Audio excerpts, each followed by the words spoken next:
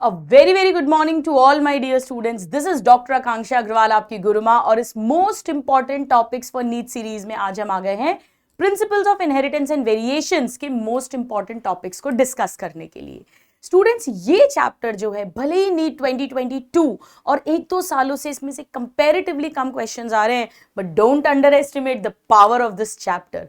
इस चैप्टर से कभी भी किसी भी साल 7-8 क्वेश्चंस तक आ सकते हैं, यानी हमें यहाँ पर मोस्ट इंपॉर्टेंट टॉपिक्स को अच्छे से करके जाना ही जाना है। तो आइए सबसे पहले देखते हैं इसमें हमें कहाँ से शुरुआत करनी होगी। स्टूडेंट्स, सबसे पहले इसमें मोस्ट इंपॉर्टेंट जो है वो है डोमिनेंट और रेसेसिव कैरेक्टर्स जो हैं, डोमिनेंट एंड रेसेसिव ट्रेट्स जो मेंडल ने लिए थे वो बिल्कुल टिप्स पर होने चाहिए। जैसे टॉलनेस डोमिनेंट है, डॉर्फनेस रेसेसिव है, yellow seed, green seed, full pod, constricted pod, वो जो टेबल दी है उसको जरूर अच्छे से पढ़ लेना, क्योंकि which of the following is dominant, is not dominant, is recessive, is not recessive, ऐसे करके कॉमनली क्वेश्चंस आते हैं। ध्यान रखना, कैरेक्टर्स 7 थे, 7 कैरेक्टर्स थे, उनके लिए 14 ट्रेड्स हो गए और 14 सबकी एक यानी 14 प्योर लाइंस क्रिएट की गई थी।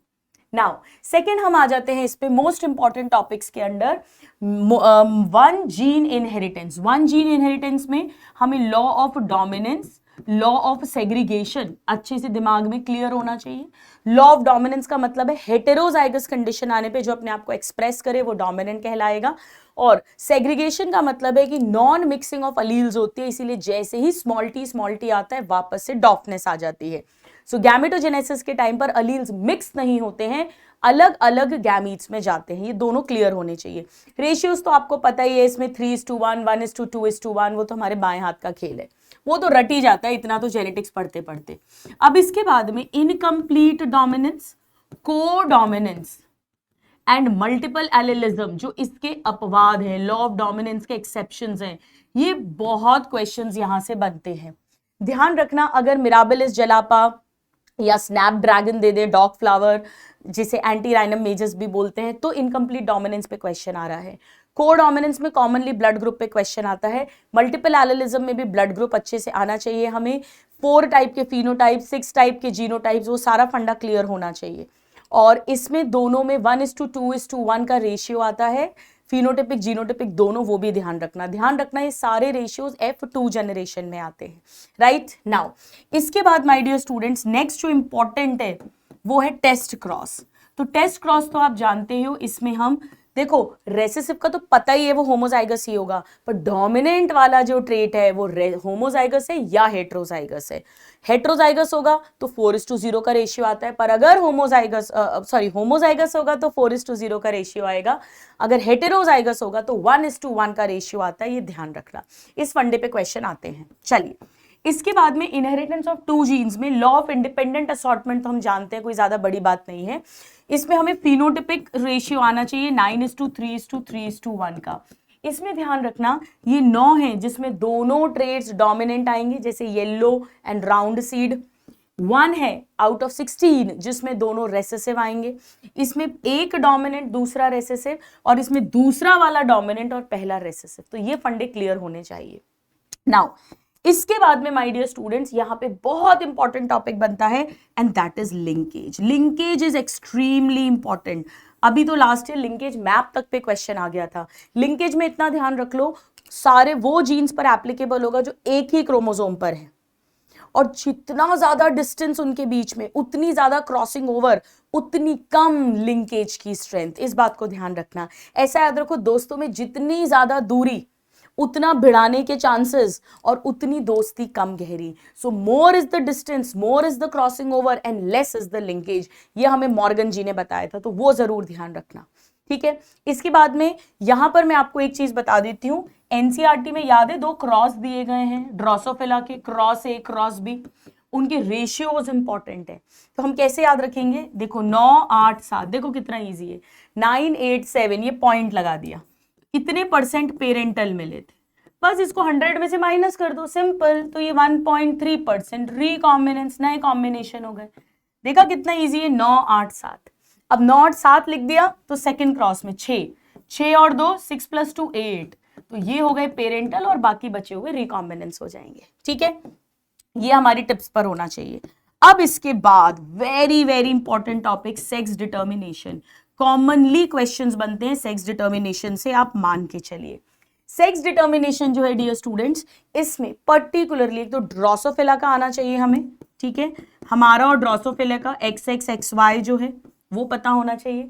ग्रास हॉपर का XX X0, ये मेल हेट्रोगैमेटी है दोनों में। देखो ऐसे याद रखना ओ, ठीक है, तो ग्रास ओपर ऐसे याद रख लेना।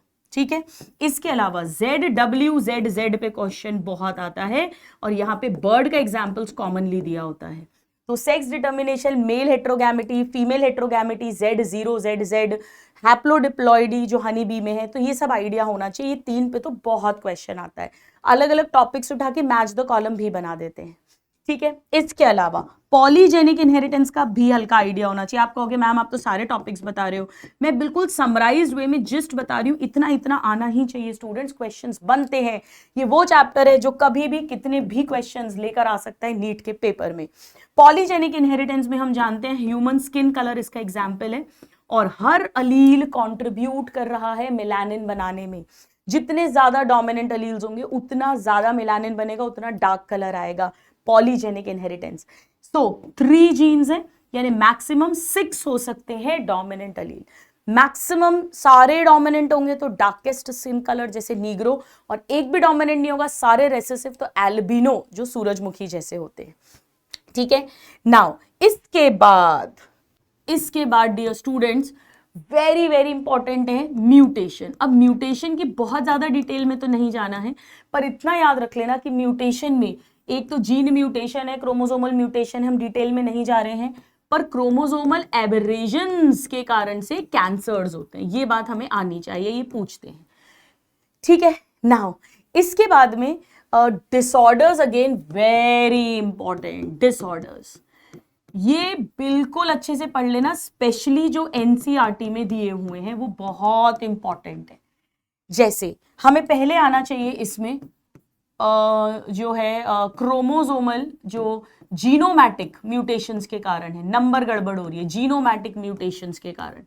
इसमें स्टूडेंट्स 3 अच्छे से पढ़ लेना, एक डाउन्स सिंड्रोम, एक क्लाइनफेल्टर सिंड्रोम और एक टर्नर सिंड्रोम। ये बिल्कुल टिप्स पर होना चाहिए, इन पे क्वेश्चंस आते हैं। देखो टिप बता देती हूँ, टर्नर में 44 तो नॉर्मल है प्लस X0 है, Y तो है ही नहीं, तो ये मेल में नहीं हो सकता, ये केवल फीमेल में होगा। जबकि यहाँ पे 44 प्लस होना चाहिए था XY, पर एक एक्स्ट्रा X आ गया है, Y के कारण ये केवल मेल्स में होती है।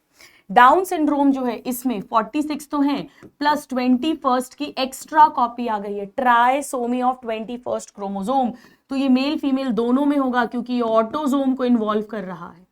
इसमें ध्यान रखना क्लाइनफेल्टर टर्नर दोनों में स्टेराइल होगा मेल और फीमेल। देखो क्लाइनफेल्टर में X एक्स्ट्रा है, X एक्स्ट्रा है तो फीमेल कैरेक्टर्स आ जाएंगे। हाइट तो टॉल होगी, टॉल स्ट्रेचर है Y के कारण से, मस्कुलाइन है, बट X के कारण से दाढ़ी मूछ नहीं आना, सेकेंडरी सेक्स कैरेक्टर मेल के ना होना, बल्कि gynaecomastia, development of breast, sterility, वो सब हो जाएगा। यहाँ पे मेल कैरेक्टर नहीं आएंगे क्योंकि Y नहीं है, पर फीमेल कैरेक्टर अंडर डेवलप्ड हो जाएगा, मेंस्ट्रुअल साइकिल का ना होना, ओवरीज रूडिमेंट्री होना, ब्रेस्ट का डेवलपमेंट ना होना, सेकेंडरी सेक्स कैरेक्टर्स का ना आना और स्टेरिलिटी होना। ठीक है, चलो तो ये तो जीनोमैटिक हो गए। अब इसके बाद में हमें जो आने चाहिए वो है मेंडेलियन डिसऑर्डर्स। अब मेंडेलियन डिसऑर्डर्स जो है डियर स्टूडेंट्स, इसमें अपने को फिर से एक तो ऑटोसोमल रेसेसिव आने चाहिए। ऑटोसोमल रेसेसिव की ट्रिक होती है अल्का यानी अल्केप्टोन्यूरिया, फिनाइल यानी फिनाइल कीटोन्यूरिया। अल्का फिनाइल पीने से मतलब सिस्टिक फाइब्रोसिस, सिक यानी सिकल सेल एनीमिया, थी यानी थैलेसीमिया। ये 5 अपनी टिप्स पर होने चाहिए। इनमें से भी 3 एनसीईआरटी में दिए हैं। ध्यान रखना सिकल सेल एनीमिया में सिकल में 6 अल्फाबेट्स आते हैं, तो 6th position of beta chain globin chain में ग्लूटामिक एसिड की जगह वैलिन आ जाता है, गैक का गुग हो जाता है। ये क्वालिटेटिव डिसऑर्डर है, जबकि थैलेसीमिया में बीटा और अल्फा चेन्स का नंबर ही कम बनता है, ये क्वांटिटेटिव डिसऑर्डर है। ठीक है, तो इतना हमें आने ही आना चाहिए। नाउ इसके बाद हमें एक्स लिंक्ड रेसेसिव वालों में 2 मोस्ट इंपॉर्टेंट हैं, 1 is colour blindness and number 2 haemophilia. ठीक है, इनका इनहेरिटेंस पैटर्न जरूर कर लेना क्योंकि इस पे न्यूमेरिकल्स आते हैं, वेरी इंपॉर्टेंट। मैं एक बार क्विकली बता देती हूं आपको। देखो मेल में तो अगर नॉर्मल एक्स वाई है तो नॉर्मल मेल है, लेकिन अगर एक्स डैश वाई है, अभी एक्स डैश कुछ भी हो सकता है, हीमोफीलिया या कलर ब्लाइंडनेस जिसके लिए भी है, तो ये डिजीज्ड है यानी बीमार है। पर फीमेल में एक्स एक्स तो नॉर्मल है, ठीक है। अब ये रेसेसिव है, रेसेसिव मतलब अगर दोनों गड़बड़ आएंगे तो ही बीमार होगा, अगर एक ही गड़बड़ आया तो वो नॉर्मल है, हाँ करियर मानी जाएगी पर करियर को नॉर्मल मानते हैं, तो ये जरूर आना चाहिए। तो इतनी डिटेल्स आनी चाहिए। पेडिग्री की बहुत ज्यादा टेंशन मत लेना, पेडिग्री के सिंबल्स कर लेना, ठीक है, पेडिग्री के सिंबल्स कर लेना। पेडिग्री सिर्फ और सिर्फ स्टूडेंट्स प्रैक्टिस से आती है, तो अगर आपने अभी तक नहीं करी है तो आप टेंशन मत लीजिए, ज्यादा से ज्यादा आएगा भी तो एक क्वेश्चन आएगा, वो भी आजकल एनसीईआरटी की थ्योरी जो है उससे काफी क्वेश्चंस बनने लग गए हैं, तो वो इंपॉर्टेंट होगी। तो बस क्विकली हमने सारे मोस्ट इंपॉर्टेंट टॉपिक्स को रिवाइज कर लिया। आई होप ये आपको हेल्प करेंगे in realising achieving your dream of becoming a doctor. मिलते हैं अगले एमआईटी वीडियो में। Till then all my love and all my blessings to all my dear students. God bless you.